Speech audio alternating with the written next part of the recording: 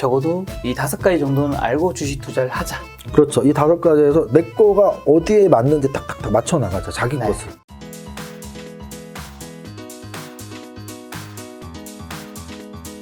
알겠습니다. 오늘 세무사님 뭐 준비해 주신 자료가 있다고. 네, 최근에 이제 제가 네.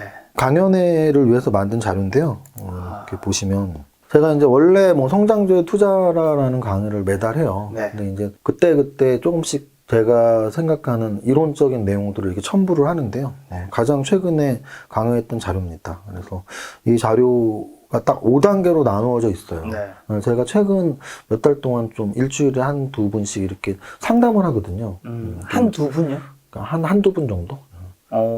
주식 투자자들을 상담한다. 그룹이 아니고요? 그러면 그러니까 개인 1대1 상담. 컨설팅 같은 건가요? 네, 왜냐면 이제 우리 회사에 이제 전화가 오셔서 이렇게 난 상담 받고 싶어요 하면 뭐 많은 시간을 할애하진 못하지만 이렇게 우리 회사 연구원분들이 상담하지 않고 제가 직접 한두 번 할 때가 있는데 일반 투자자들하고 대화를 하다 보면 네. 대부분이 비슷해요. 대부분이. 그냥 종목 선정하는 방법도 일단 모르고 네. 종목 선정 방법을 모르니까 언제 사서 언제 팔아야 되는지도 모르고 아무것도 모르시는 거죠, 다. 근데 이제 저는 좀 더 확대를 시킨 거죠, 오히려. 네. 종목 선정만 잘하고 언제 사는지 언제 파는지를 잘한다고 해서 주식에서 퍼펙트하게 수익이 나는 건 아니거든요. 여러분들이 조금씩 느끼는 거예요. 나는 처음에는 종목 선정 못했는데 요즘 좀 하는데 해도 안 돼요. 매수 매도 타이밍 잡으려고 했는데도 안 돼요. 네. 근데 그 안 되는 이유가 과연 종목 선정과 매매 타이밍 두 가지 때문인지 아니면 좀 더 다른 것들까지 알아야 되는지. 근데 이제 저는 그 단계를 이렇게 5단계로 좀 말씀을 드리고 싶어서 정리를 했고요. 네. 첫 번째는 장세 판단, 두 번째는 업종 분석, 세 번째는 종목 선정, 네 번째는 종목 매매, 그리고 마지막이 그 한 종목 한 종목이 모여서 포트폴리오인데요. 저는 이 마지막 단계인 포트폴리오가 잘 돼 있는 분들을 본 적이 없어요. 굉장히 아쉽더라고요. 그래서 오늘 좀 간단하게 한번 설명을 드려보고 싶습니다. 먼저 첫 번째로 장세 판단은 우리가 보통 탑다운에서 제일 상위에 있는 거예요. 그래서 장세 판단의 핵심은 지금 경기가 어떻게 돼가고 있니? 네. 그러면 보통 분들이 그렇게 말씀하세요. 그걸 어떻게 예상할 수 있어? 아니, 그럼 뭐, 어느 기업의 주가가 올라갈지 내려갈지 맞추는 것도 예상인데요. 그리고 또 하나는 경제학에서는 경기 변동 또는 경기 성장, 이런 게 굉장히 중요한 학문이에요. 그리고 또 하나는 우리가 미국 증시에서 FOMC에서 금리를 오르네 내리네를 밤새 촉각을 두고서 보는 이유가 또 이번 주에도 목요일에 있다고 하는데 뭐 매파가 우세하냐 이거 비둘기파가 우세하냐도 뭐 맨날 이렇게 이야기를 하고 해외 뉴스를 보는 이유가 금리 판단이 종목 하나에 뭐가 중요해요? 결국은 전체 대세 판단 또는 경기 판단에 금리가 영향을 미치는 거거든요. 네. 그래서 우리나라 같은 또 달러 발행국이 아니라면 심지어는 확률까지도. 그래서 우리나라 같은 경우 금리, 환율 또는 뭐 수출입 동향들 이런 것들은 하나하나의 개별 종목이 아닌 전체 장세 판단에 도움이 되는 거죠. 네. 그래서 저는 장세 판단을 가장 먼저 해야 된다는 얘기를 하고 싶고요. 또 하나는 장세 판단을 하는 연습을 하다 보면 시장을 좀 전체적으로 보게 돼요.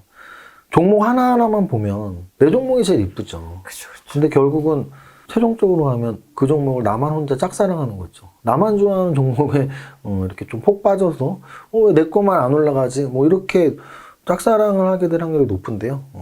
탑다운으로 시장 전체를 보고 업종을 보고 종목을 보면 시장이 좋아하는 종목이 무엇인지를 알게 되거든요. 그래서 저는 탑다운의 중요성은 그런 것이다. 경기 변동을 정확히 맞추진 못하더라도 금리가 올라가는지 내려가는지 뭐 인플레이션이 있는지 왜 금리를 올리려고 하는지 인플레이션이 있으니까 올리려는 거거든요. 그럼 인플레이션은 뭔지 현재 고용은 어떤지 또 우리나라 같은 수출국들은 수출이 잘 되고 있는지 이런 전체 경기 동향을 좀 보자라는 뜻입니다. 그래서 탑다운을 하면 좋은 점은 뭐 통찰력도 생기고 근데 이제 가장 더 좋은 걸 뭐라고 생각하냐면 포트폴리오 구성 능력이 좋아져요. 근데 이거는 이따 5단계 마지막 단계에서 포트폴리오 구성 능력을 제가 말씀드릴 거니까 간단히 말씀드리면 전체적으로 업종부터 보면은 업종별 분산을 생각을 하게 돼요. 근데 업종으로 안 보고 종목만 보면 종목별 분산을 하거든요. 근데 업종별 분산과 종목별 분산은 천지 차이예요. 내가 만약에 세 종목을 사요. 한 1억 있으니까 한 3천만 원씩. 근데 세 종목을 사는데 LG화학, 삼성 SDI, SK이노베이션을 샀다? 이거는 세 종목을 산 게 아니에요. 하나의 업종에 산 거예요. 그러면 적어도 내가 1억으로 세 종목을 산다면 세 개의 업종 내 서로 다른 종목들로 구성하는 게 포트폴리오 분산 이론의 핵심이거든요. 네. 그 포트폴리오 분산을 하려면 당연히 탑다운으로 접근하는 방법밖에 없죠. 업종을 먼저 봐야 되니까. 두 번째는 그러면 업종은 그럼 어떻게 볼 것이냐예요. 업종 공부는 어떻게 할 거냐. 저는 첫 번째는 증권사 리포트라고 봐요. 왜냐면 증권사 리포트는 제가 방송에서 여러 번 말씀드렸지만 이런 분들이 있어요. 증권사 그 종목 뭐 팔아먹으려고 하는 거 아니야. 뭐 예전에 실제 그랬을지 몰라도요. 뭐 금감원의 규제가 굉장히 심해지고 있고 네. 또 하나는 만약에 그런 걱정이 있다면 종목 안 보시면 돼요. 산업 리포트만 보시면 된단 말이에요. 그래서 적어도 증권사 리포트에서 산업 리포트는 꼼꼼히 좀 챙겨보시고요. 특히 여러분들이 갖고 있는 종목 또는 여러분들이 관심 있는 업종이 나온다면 꼭 즐겨보시고 또 하나는 이렇게 증권사 리포트 산업 분석을 보다 보면 요즘 무엇이 핫한 성장 산업인지를 알 수 있어요. 약간 사양 산업은 리포트 잘 안 나옵니다. 여러분들 뭐 은행업 리포트 자주 보셨나요? 근데 요즘 보면 게임 업종의 리포트들 또는 메타버스 리포트들, 2차 전지 리포트도 굉장히 많이 나오거든요. 그게 바로 산업의 흐름의 변화를 애널리스트들이 먼저 읽어주는 거거든요. 근데 그거를 굳이 안 볼 필요 없죠. 공짜인데. 그래서 증권사 리포트를 좀 평소에 좀 보시면 좋고. 뉴스도 마찬가지예요. 이렇게 뉴스도 저는 종이신문까지 보는데 그 신문을 이렇게 보다 보면 제목만 봐도 요즘 어떤 게 핫한 산업이라는 걸 금방 알 수 있어요. 저희가 올해 장담하는데 1년 동안 종이신문 본 단어에서 가장 많이 본 게 메타버스예요. 그리고 그 다음 ESG, 최근에는 NFT, 게임. 그 흐름대로 지금 산업들이 흘러왔거든요. 2차 전지가 굉장히 강했고, 그 다음 게임이 강했고, 엔터가 강했고, 메타버스가 강했고. 그래서 신문 뉴스를 자주 보다 보면 제목만 봐도 어떤 산업이 좋은 흐름을 갖고 있는지 알 수 있다. 그 다음에 이제 세 번째 단계예요. 내가 업종을 선택했어요. 만약에 난 반도체가 좋은 것 같아. 오케이. 그럼 이제 반도체 중에서 어떤 종목을 살 것이냐의 문제잖아요. 이게 이제 종목 선정이고요. 저는 종목 선정은 제가 쓴 책 제목에도 나와 있지만 저는 3박자로 분석하자고 말씀을 드리고 3박자는 나아가서는 그냥 다박자란 뜻이에요. 내가 할 수 있는 모든 분석을 다 하자란 뜻입니다. 이 세상의 주식 투자자들 중에 어떤 분들은 재무제표를 봐요. 그럼 당연히 재무제표 봐야죠. 어떤 분들은 차트를 봐요. 당연히 저도 차트 보면 좋잖아요. 어떤 분들은 매일매일 재료를 검색해요.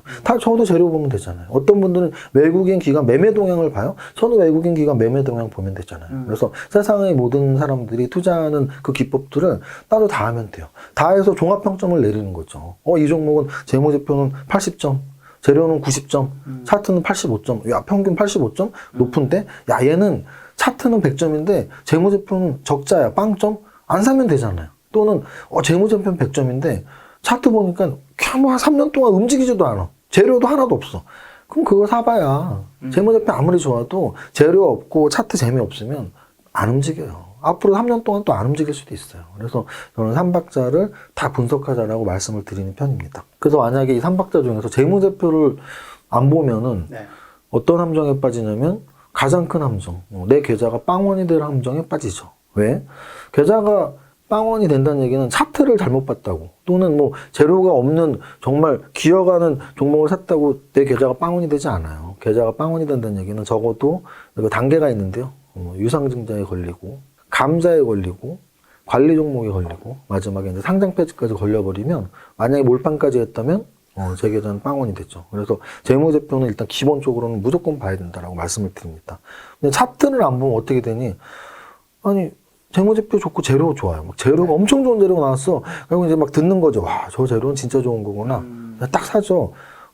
10,000원에서 100,000원 올라간 다음에 사는 거죠. 아까 말씀드린 10배고가 이미 됐는데 거기서 또 2배가 올라가면 얘는 20배고가 되는 거고요. 거기서 5배가 올라가면 50배고가 돼요. 그렇게 올라가기 쉽지 않다니까요. 그러면 적어도 차트를 보면서 얘 굉장히 많이 올랐네? 또는 아직 오르지도 않았는데 재료도 좋고 다 좋아? 이렇게 차트를 보면 현재의 주가의 위치를 알 수 있거든요. 그래서 차트를 보면서 현재의 주가의 위치, 너무나 재미없는 종목인지 또는 막 10배, 20배 올랐는지 아니면 제가 좋아하는 확률적 접근에서 저는 대량 거래 음선 나오는 종목은 거의 매도 타이밍이라고 보거든요. 단기 급등주들 중에.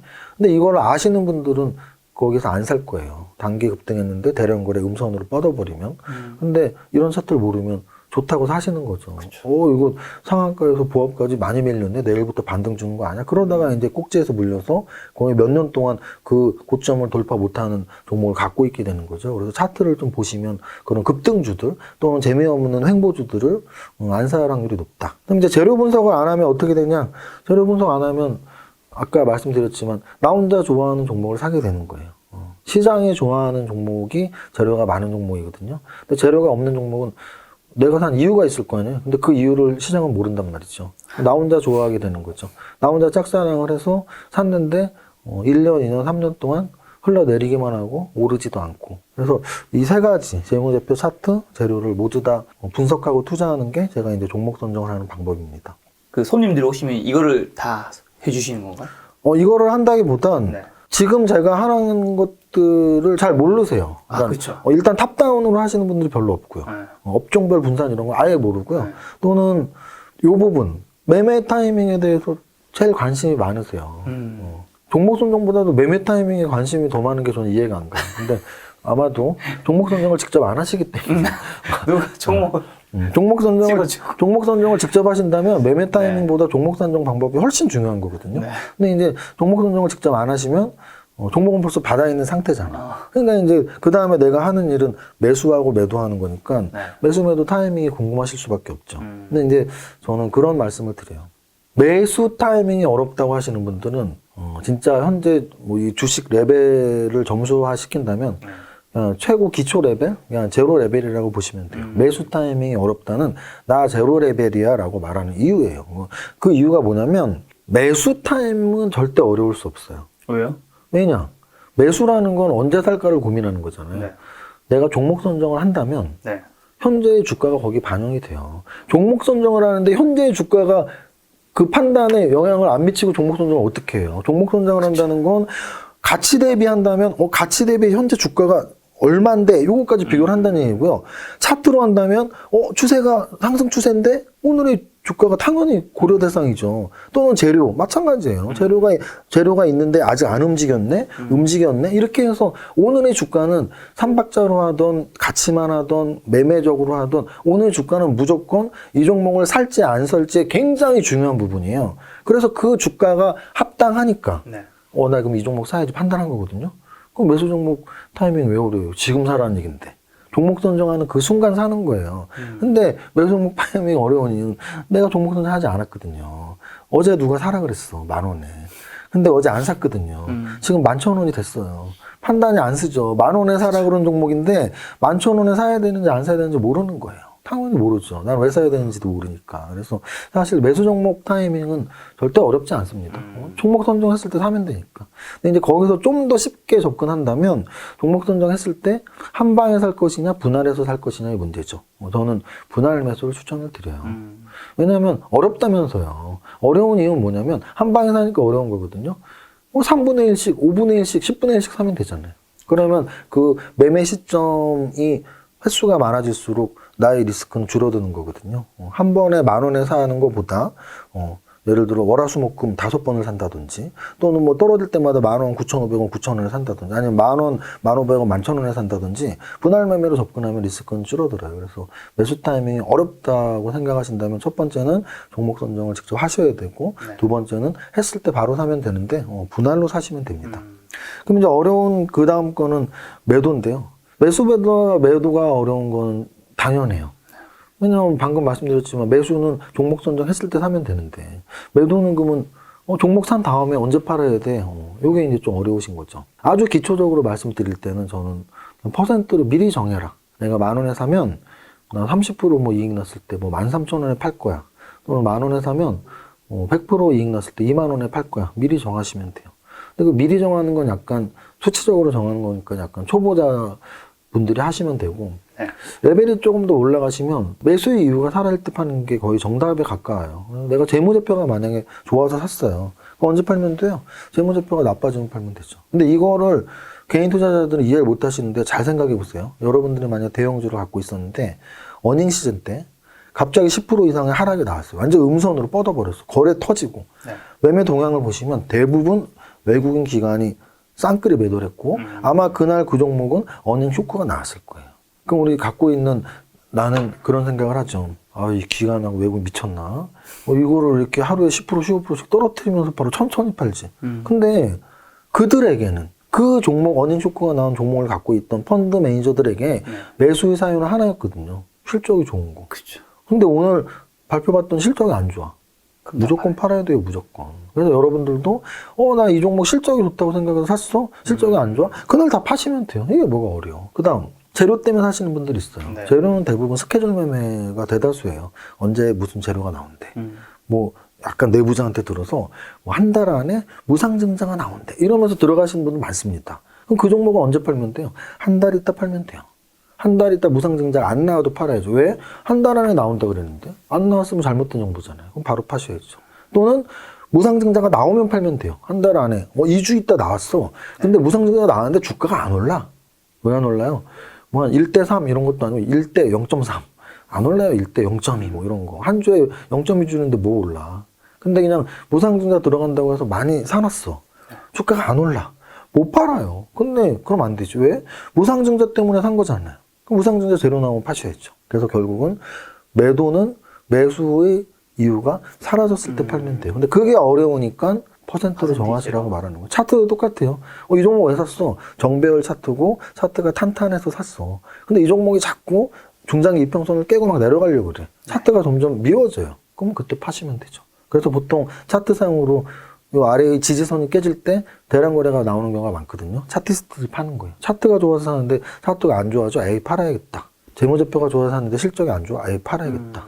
스케줄 매매했는데 오늘이 그날이야? 바로 팔아야겠다. 그래서 우리가 뉴스에 팔아라 또는 와 이거 오늘 좋은 재료 나왔는데 왜 떨어져? 이미 사람들은 그 좋은 재료가 오늘 나올 거라고 예상해서 미리 샀으니까 오늘 파는 분들이 굉장히 많은 거죠. 그렇게 매도 타이밍을 접근하면 되고 역시 정답은 없으니까 분할 매도하는 게 제일 좋죠. 3분의 1을 하시든지 5분의 1을 하시든지 10분의 1을 하시든지 분할 매도를 하시면 내 리스크를 조금 더 낮출 수 있습니다. 한 번의 타이밍을 잡는 것과 10번의 타이밍 잡는 건 당연히 내 리스크가 완전 낮아지죠. 그렇게 접근하시면 되고요. 마지막에 좀 저는 중요하다고 보는데 이 포트폴리오예요. 왜냐하면 보통 투자자들은 어떤 이런 유튜버 또는 어떤 증권방송들에서 종목 상담 프로그램이 많아요. 그쵸. 저 이 종목 얼마에 샀는데 그 종목에 대한 상담을 굉장히 궁금해 하십니다. 세무사님도 라이브 하시잖아요. 저도 라이브에서 그때 종목 상담을 하죠. 저도 종목 상담 합니다. 네. 근데 이제 제가 말씀드리는 게 그 부분이에요. 종목 상담을 이런 증권 방송이나 이런 유튜브에서 하는 이유는 그게 쉽기 때문이에요. 네. 한 종목만 설명하면 되니까. 그러면 또 많은 분들의 많은 종목을 이야기할 수 있잖아요. 근데 한 분에게는 사실은 종목 상담이 그렇게 중요하진 않아요. 그분은 지금 그 한 종목에 몰빵한 게 아니라면 갖고 있는 10개 중에 하나거든요. 그럼 갖고 있는 10개의 포트폴리오 분석이 훨씬 중요하죠. 제가 예전에 그 책 3박자 투자법 책에 그런 내용을 썼는데 주식과 건강의 유사점 이런 걸 썼어요. 네. 저는 이제 암 한 번 걸린 적이 있었는데 암에 초기에 완전히 빨리 그거를 검진을 받아서 뭐 굉장히 초기에 이제 빨리 회복을 한 편인데 검진이 없었더라면 저는 초기에 잡지 못했겠죠. 네네. 근데 저는 주식 투자자들에게 꼭 이 말씀을 드리고 싶어요. 내가 이 종목을 언제 살까요? 언제 팔까요? 갖고 있는데 언제 팔까요? 또는 안 갖고 있는데 살까요? 말까요? 라는 질문을 궁금해 하시기 이전에 내 포트폴리오가 지금 제대로 된 걸까요? 건강진단을 한번 셀프 자가진단을 받아보시라는 거죠. 제가 여태까지 봤던 투자자분들 10분 중에 한 분 정도나 제대로 포트폴리오를 이해하고 계시지 한 9분 정도는 포트폴리오에 대한 개념이 없습니다. 왜냐하면 주식을 그렇게 배운 적이 없으니까. 배운 적이 절대 없어요. 포트폴리오라는 말조차 모르죠. 그러면 포트폴리오의 핵심은 뭐냐면 이건 재무관리의 기본 이론이에요. 포트폴리오 분산 효과라는 건 아주 기본적인 이론이에요. 포트폴리오를 구성한 이유는 분산 효과를 누리기 위해서고요. 분산 효과라는 건 결국은 투자자의 위험을 낮추기 위한 거예요. 그럼 우리는 늘 그 생각만 하죠. 나는 수익률을 좀 높이고 싶은데, 텐백을 잡고 싶은데, 텐백어를 잡을 공격적인 투자를 하다가 내 계좌가 빵원이 될 수 있다니까요. 이거는 너무나 당연한 거예요. 텐백어를 노리다가 빵원이 될 수 있어요. 근데 주식 투자자는 수익률만 높이는 전략만 가져서는 안 되고 수익률을 높이면서 동시에 위험을 낮추는 전략을 써야 돼요. 이 두 가지를 늘 같이 생각해야 돼요. 수익률을 높이는 것과 위험을 낮추는 거. 그럼 위험을 낮추는 거에는 포트폴리오 분산 효과를 정확하게 이해하셔야 돼요. 그러면 포트폴리오 분산 효과를 노리려면 한 종목으로 분산이 될까요? 안 돼요.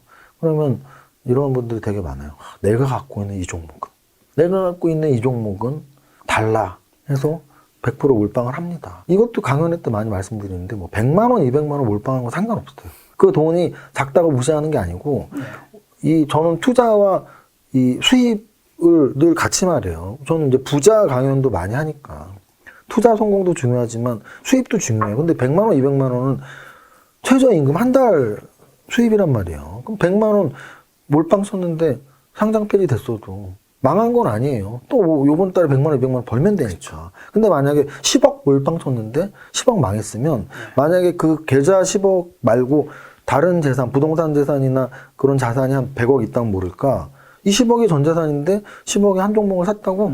근데 그게 그렇게 확실하다고요? 저는 그런 종목은 없다고 보거든요. 그래서 한 종목이 확실하면 확실한 3종목을 선택할 수 있어요. 확실한 5종목을 선택할 수 있다고요. 그럼 확실한 한 종목을 사지 말고 확실한 5종목을 사면 되잖아요. 저는 그게 분산 투자의 기본이라고 봐요. 그래서 이 N, 넘버가 굉장히 중요한데 뭐 금액에 따라 천차만별이지만 적어도 저는 3종목, 최하 3종목에서 뭐 많은 분들, 막 50억 이상 하시는 분들은 뭐 한 20개 정도까지는 사도 돼요. 그래서 한 3개에서 20개 정도 금액에 따라 다르다. 그게 분산 투자다라고 말씀을 드리고. 그 다음에 그러면 그 넘버가 결정된 다음에 이제 투자 비율인데요.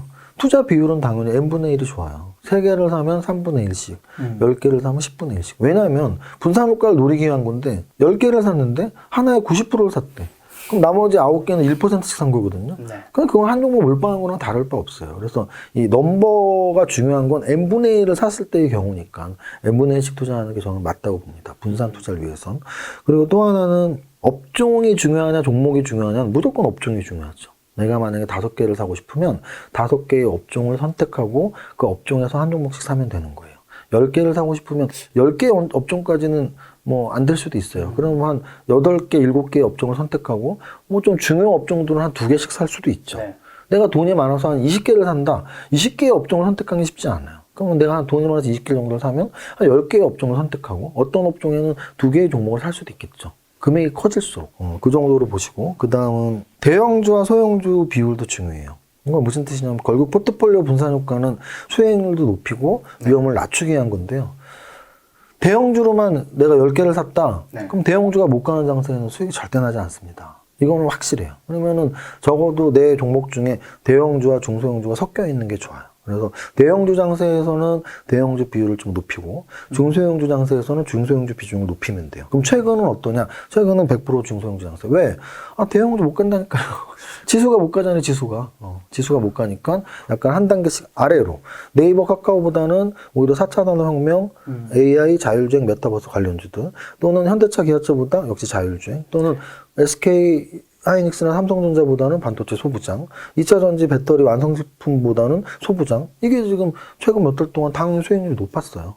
그러면 언제 바뀌냐? 바뀐다고요. 언제? 지수가 공격적으로 올라갈 때. 근데 그건 지금은 아니니까. 근데 매매 시점 분산, 매매 가격 분산은 아까 이미 매매 타이밍에서 설명드렸습니다. 그래서 요 정도까지 말씀드리면 돼요. 그래서 제가 5단계로 설명을 다시 한번 요약을 해드리면 투자자분들 중에 거의 다가 늘 그래요.